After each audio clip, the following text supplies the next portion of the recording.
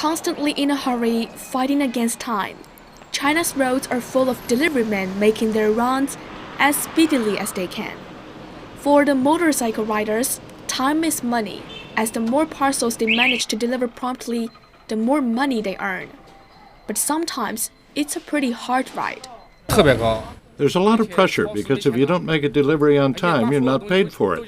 Everything depends on the rider. It's especially tough at noon because if you don't make the time limit, you get no pay. Our company pays our unemployment insurance, medical insurance, and the pension, but they're paid in Shenzhen. And if I get sick here in Shanghai, I can't use it. I can't just go to Shenzhen to see a doctor. Last month, the central government released guidelines for better deals for the delivery men, telling the delivery services to make sure their riders get the standard workers' social insurance coverage. In Shanghai, starting last month, the minimum base for social insurance payments was 5,975 yuan a month, with the worker paying 10.5% and the employer 27%. That meant a minimum charge of more than 627 yuan for individual employees every month. And riders' reactions are varied.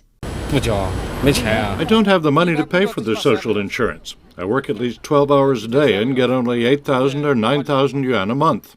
I've been working for 3 years. I don't think I've ever been enrolled in social insurance, but I'd be happy to pay and continue living in Shanghai.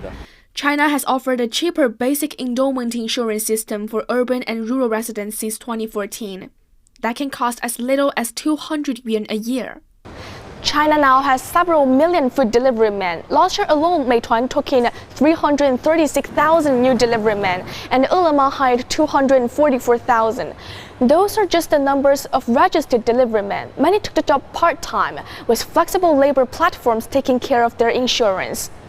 This Shanghai-based flexible labor service provider now finds jobs for between 40 and 50,000 part-time riders a month for food delivery platforms and fresh food vendors. Last year, demand for part-time delivery men more than doubled from a year earlier. But the employment turnover is rapid, with most of the riders taking the job for just between 3 and 6 months. That means standard social insurance is not available for them, so the company is offering them all a free commercial insurance package instead. Especially since the outbreak, we've been getting white-collar staff, students, and even executives starting to apply for part-time jobs as riders. They already have insurance at their own companies or institutions, so they don't need to pay extra for that.